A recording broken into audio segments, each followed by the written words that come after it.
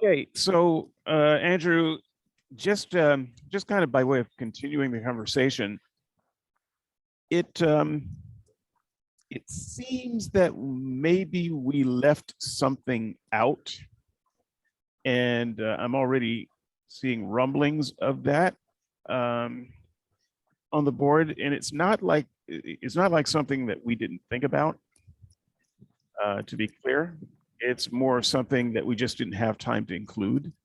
And it's also something that I think that we're still probably working on, just uh, in our own heads.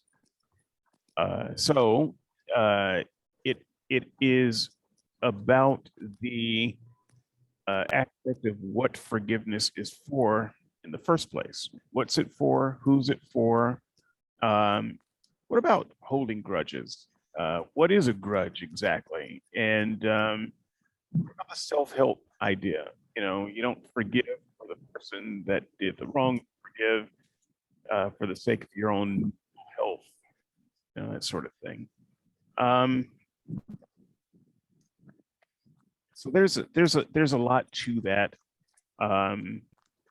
And while I work on some audio issues, I'm going to give you first bite of that. Okay, so let me start in a slightly different place. I am actually out for a jog, David, as you know. So if the listeners hear footfalls, I'm out for my usual lunchtime run. And if you're thinking, man, listen to those footsteps. Yes, I run like an old tired dog. I am an old tired dog.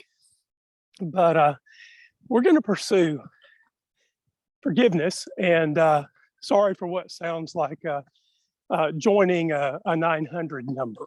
That's just how you caught me today. So forgiveness, we both thought about this a little bit when we were in the last conversation. And what I had to say about forgiveness sort of at the end, in this context, that it has to do sometimes with our own mental health, was something like this. Forgiveness is not more for the forgiver than for the forgiven. But that was in context of the part of our show where we had been talking about the previous 2 points, which had to do with a God forgiving us and someone asking for forgiveness. And after having covered all of that ground, we had sort of reached a natural end for that conversation. But when I'm asked, is forgiveness good for me? Well, then let me just touch on a summary of that last conversation and where I would say yes and where I would say no, based on the sort of humanist ideas and ideals that I hold. Is practicing forgiveness good for my mental health? Yes, it can be. If it's forgiveness within the context of a relationship that is important to me, a relationship that is healthy for me, a relationship that is mutually beneficial, it's not destructive on either side, there's no codependence, and we all need that relationship. Yes, absolutely, practicing forgiveness in that context is very good for all of us. Is there a place where practicing forgiveness is not particularly good for one's mental health? Yes. Anytime you're coerced into forgiveness, anytime your forgiveness is predicated on some kind of mental illness. I'm not a therapist, I can't say what all of those are, but we all know those circumstances.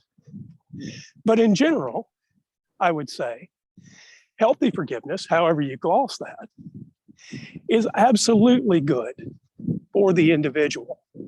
And it would just be a matter of breaking down what we meant by forgiveness and what circumstances we were talking about to decide where it was good. And Dave, if you've got the audio issues sorted out, I'll consider that the first 3 bites of the apple, and I'll hand it back to you. Start with your next interval. Here's the thing, guys. Andrew is on a jog. He's always on a jog. I think it's unhealthy, but that's a discussion for another day. You just have to forgive me. Okay. Easy points. Look, I used to be a jogger nut too. And then I don't have any needs anymore. So I can't do it. I am recording live from Rockefeller Plaza, in or near that area.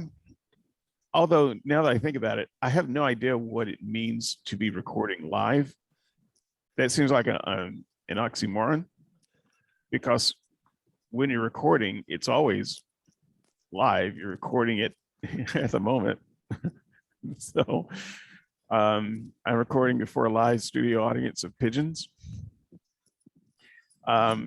What I mean to say is we're outside, and there are going to be some audio things going on, and then working out the demons of some new equipment too. So if you guys actually hear this, and I don't know if this is going up or not, I just want you to know what's going on. We're experimenting with crap, and so that said, yeah, let's just take on the idea of who forgiveness is for.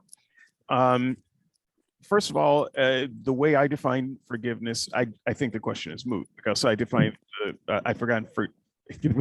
I define forgiveness as an internal emotional state, much like love. So who is love for? I mean, would you even ask that question?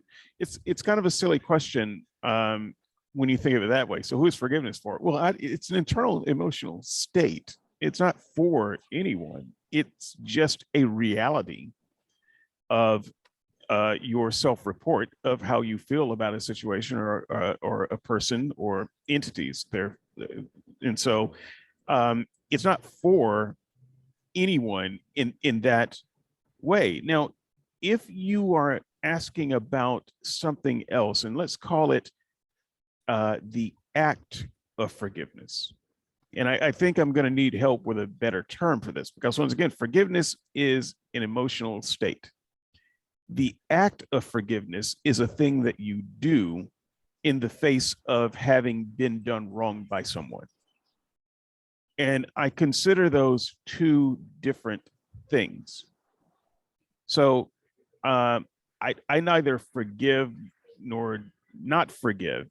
It is the emotional state that I am in, and I can give an honest self-report about that. Now, if you want me to intentionally perform an action after I have been wronged, now we're talking about something else, and I don't know what a good word for that is. So we call that action forgiveness, and I think that's misnamed.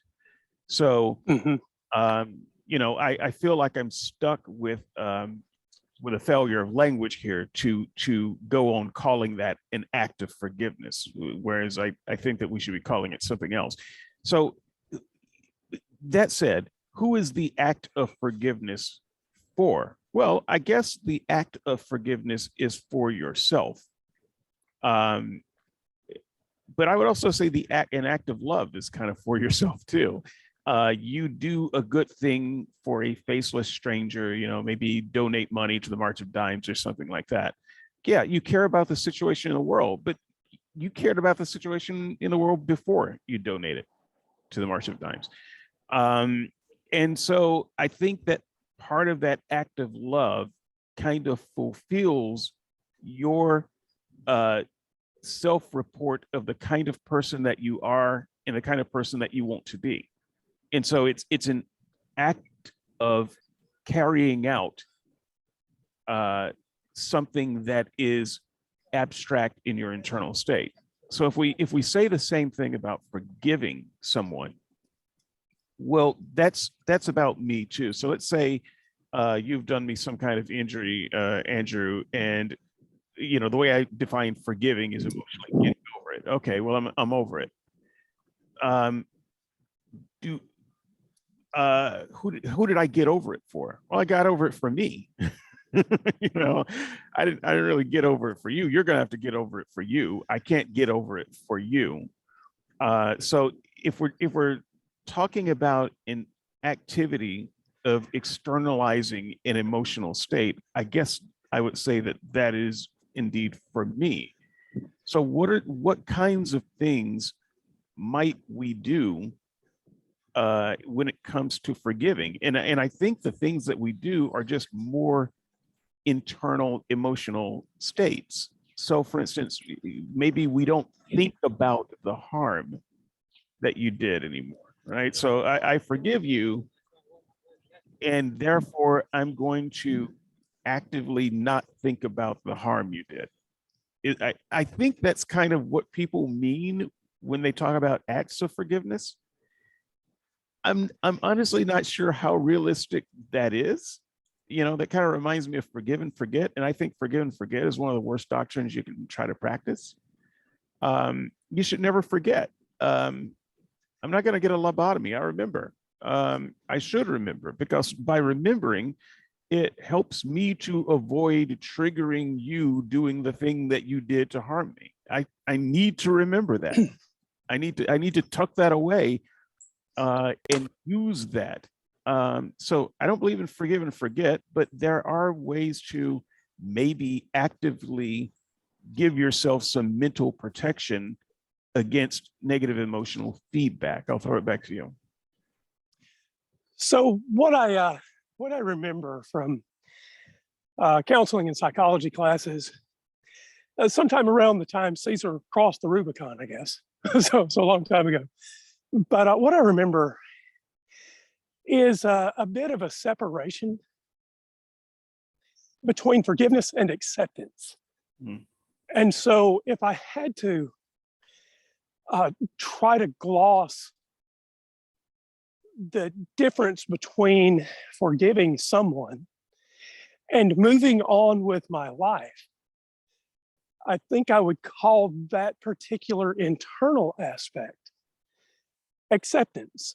And last time we talked, I talked about personal forgiveness, and you did too, right? We both talked about what it meant to be forgiving to ourselves, and you could just, in context of that conversation for me, replace the idea of personal forgiveness with the idea of personal acceptance. Largely, I think, maybe they're not perfectly synonymous, but they're pretty close. And so, yes, I have to get on with my life. You have to get on with your life. And if you have any physical handicaps, let me tell you, there are plenty of times, folks, where things are going to happen, and you just have to move on with your life.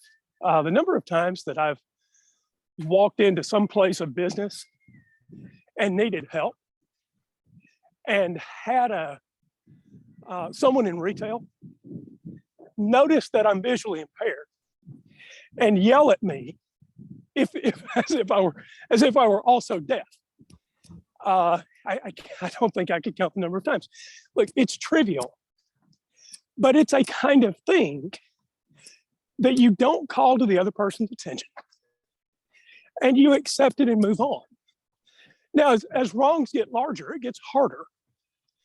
And we don't need to sort of make the conversation more difficult by talking about harder tasks. But I do think that Sarah was right to ask about who forgiveness is for and mental health. And I will just say that when I forgive someone, it is largely along the lines that I've talked about. And if it's something that I can't forgive another person of, then I'm not seeking the notion of forgiveness. I am seeking internal acceptance of a bad circumstance so that I can move forward. And I hope that gets to the heart of what Sarah's asking. And I'll throw it back to you. It's the best I can do. Let's talk about mental health then and forgiveness. If a counselor says, well, what you need to do is forgive that person, I would feel uncomfortable with that advice, because what we generally mean by forgive someone is to emotionally soothe over the fact that you are angry with someone for what they did.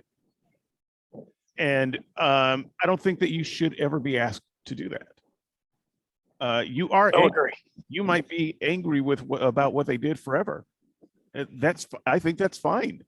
And so I don't like the idea of trying to coerce someone into changing their emotional state regarding someone else, and calling it under the guise of mental health. What you should do is address the fact that you are always angry, and that that anger makes you feel impotent and you feel out of control, and you can't move on with your life. So those are separate issues. Those are separate issues. If you're experiencing the kind of anger and rage that makes you not be able to hold a job, well, I think that can be addressed without you actually changing your bad feelings about someone to good feelings about them. Right? Those are just different things. A soldier that's suffering PTSD doesn't have to feel good about the enemies that riddled him with bullets and sarin gas, whatever. You don't need to change your feelings about the war, about the things, both moral and immoral, that your commanders asked you to do. But you do need to address the fact that you've got a mental health issue that's going to get in the way of you being able to hold a job. Right? So I think that's how I would divide those things out. I am very much in favor of addressing the kinds of mental health issues that cause disability. And I fundamentally disagree with the idea that the only way you can address that is to start having good and positive feelings about the people who harmed you. So yes to all of that. And I'll say another thing, just to sort of add something to this. If your internal vocabulary does not provide, it doesn't provide the right kind of words to say to yourself anything other than forgiveness, then say the word forgiveness. Because mental health, it's an expensive thing.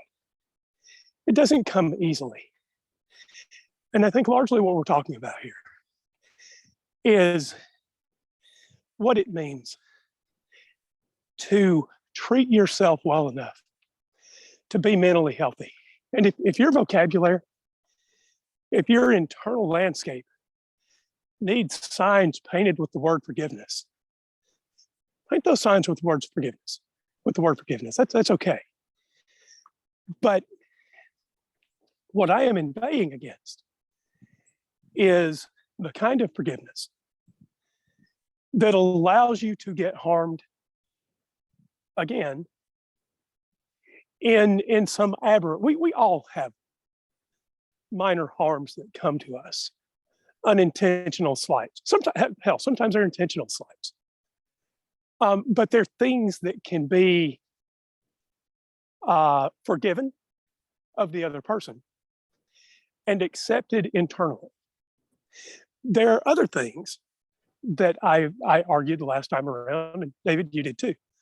There are some things where the cost of forgiveness, that external act, that thing where we're willing to continue the relationship with the other person, there are acts that are so grievous that the cost of forgiving the other person is too high. Yes. It doesn't mean that we don't have to accept it and move on with our lives. We do if we want to be healthy. And the worse the thing that happens to us is, the higher the cost of that acceptance and of our own, the amount of work we have to do to get to that acceptance. Right. So here's where I'd like to jump in and say my final thoughts about this, and kind of wrap up. It's actually off of what you said there about continued relationship. This is why I want to use a different word. So I also respect what you said about if you need to use the word forgiveness for your own mental landscape, use it. So I agree with that too. But this is where it gets messed up, especially if what you have is forgiveness from a Christian perspective. If that's all, if that's how you understand forgiveness, then I think this bit gets really dicey. So one of the better sermons that I've ever heard on forgiveness spent some time on the idea of a continued relationship. Because if it talked about various components of forgiveness, gave 3 points as all great sermons do, and I can't remember the other two, but the last one was when forgiveness is complete, then there is a restoration of the relationship. And this is kind of the idea that God doesn't just forgive us in the abstract. There is a restoration of the relationship. This is the whole idea. So it's not just that God won't burn you in hell once he forgives you, but he will restore the relationship, the original relationship, and make you a part of his kingdom. In like manner, we should restore the relationships of the people who have done us harm. And I would just say that there are some relationships that should never be restored. You should not restore those relationships. If you were afraid of that person in the past, and they say they're sorry, you know what? You should still probably be afraid of that person. Honestly, fear is probably a good response. If you just found that person just kind of morally repugnant, not for any particular reason, but maybe just as an aggregate of their overall behavior, you probably still will find them morally repugnant. And the fact is, instead of restoring toxic relationships, we should be about the business of ending toxic relationships. We should learn how to end toxic relationships and walk away and find better relationships so that we can have healthy relationships. It's not to say that the person that you ended a relationship with, should die of plagues, boils, something like that. But they're not right for your life, and you shouldn't restore that relationship. And so if you've got an idea of forgiveness, that means you've got to restore all that has been lost. That's where I think it's an unhealthy idea, this act of forgiveness. So you can forgive in that you protect your mental health, and that you can even forgive in that you're no longer mad at the person you were mad at before. It doesn't mean that you restore a relationship that 9 out of 10 chances just going to be toxic again. Yeah, and I'll say here too, I hope this isn't going to drag us into another prong of this conversation, but it may briefly. Part of if you unhealthily forgive, and I'll just ask you to be charitable with that phrase. If you forgive someone in an unhealthy way, and just think about the totality of these two conversations, if you heard the last one and this one, if you forgive someone in an unhealthy way, a way that allows them to continue whatever the grievous wrong was that shouldn't have been forgiven.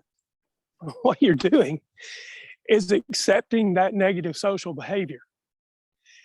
And while there are some people that have particular biology that prevents them from learning social lessons, part of the reason that I suggest being careful about your forgiveness is because we're human beings, we're social creatures. We need the people around us, and part of needing the people around us is learning the sorts of social lessons that make us better creatures to be in relationships with. And so there is a time and a place where forgiveness can be unhealthy for the individual, although I'm not talking about self-acceptance, mind you. But there's also a time where a certain amount of lack of forgiveness is good or can be good for the person that's doing the wrong, because it's a lesson teacher. And we see this with kids. Fortunately, it's usually pretty minor. But if a kid is playing rough with another kid on the playground, the kid that doesn't want to play rough will go off and find somebody else to play with quite often. We should encourage that. So I guess what I'm saying, once again, is universal forgiveness not a good thing? And lack of forgiveness, lack of acceptance of a behavior. So when I say forgiveness here, that's what I'm talking about. Lack of acceptance of a behavior can be a good social act. And David, maybe there'll be folks listening that just disagree with all of this. And if so, I hope they feedback. I've done as well with this as I know how to do. There will be other ideas, perhaps better ones. And I hope folks will come around and talk about it and tell us what they mean by forgiveness, how we do it. Is that different? Is that different from acceptance? And if so, how? How do we do it? Because for me, it's a conversation far past time to have. Yeah. And, when I talk about, getting over something, we need to be able to get over the constant pain of it. We need to get over the constant sorrow of being rejected and betrayed. We need to get over those feelings, not just casually. We don't just wave a hand and get over it. We do good mental health service to get past those things. But I definitely agree that we need to get past those things. But getting past those things doesn't mean forgetting the harm done, because that's getting over too much. You've gotten over too much if you actually forget the harm done. And I think you've gotten over too much if what you do is just repeatedly re-engage with a relationship that is toxic. So you've gotten out of it. You've been harmed. You're over it. Don't go back to it. Because as Andrew said, one of the consequences of doing harm is that people don't want to deal with you anymore. Right? That's a consequence. And if you want to be a part of the social game, you have to learn to play it. And people tend to be very forgiving. You get lots of chances at it, but at some point, someone that you want to be social with doesn't want to be social with you anymore, and that's a consequence. And you've got to learn that so that your next relationship, you can get better. But if people are just continually re-engaging with you out of some unhealthy notion of forgiveness that they have to continue re-engaging with you, then they're not doing it right. And that's not a kind of forgiveness that I would advocate. I don't shut her down. All right. Thanks, everybody. at the time of this recording, I felt like it was pretty good, but I'll listen back to it and see if it ever goes on the board. So, Andrew, we may have just spoken to ourselves. Or I may never put it on SNS, but you may put it up somewhere. Let's see. It's all pretty experimental to me. I have no idea what it sounds like. So, Well, I'll listen back too. If this makes it out into the public ear and you listen and you've gotten this far, thank you. I think David feels the way I do. Anytime someone's willing to hear me say something, I am genuinely appreciative. Yeah, you're not just, there are lots of people who listen to these conversations, and I get that, and I love it. I appreciate it. I'm humbled. But there are one or two people that actually break out and comment on them. And I got to tell you, when we get a direct comment about something that we said on a mic, it's really special. Even if it's a comment that says, I don't agree with anything you said, that's still special. It is. That's yes, still very meaningful to have that engagement. And it takes some courage to do that kind of engagement, and we just really appreciate it. And I'm saying it might not show up, but I got to tell you, it's got to be really shitty for it not to show up. So. Oh, see, now I'm just hearing for all of the people that participate. I'm just hearing "You are the wind beneath my wing." Okay, sorry. It's sort of fit with the mood of the show, but really, folks. There's genuine deep appreciation. Thank you all for engaging, positive, negative. Take it under advisement. And also, don't think of this as a format change or anything like that. But I will say, if you guys say things in the comments that we find interesting, we might just turn on them. Right. This is what happens. So you have only yourselves to blame. So now what's going to happen is Tyler, Jim, and Sarah and Darren, they're going to start spamming boards, trolling the boards with stuff to make us talk. Well, or the other side of it is this was bad enough that there will not be another comment. It could be. All right, guys. Thanks a lot. I'm gonna hit the big red button, and we'll see you. We'll see you, keyboard warriors, where keyboard warriors usually meet. Ciao.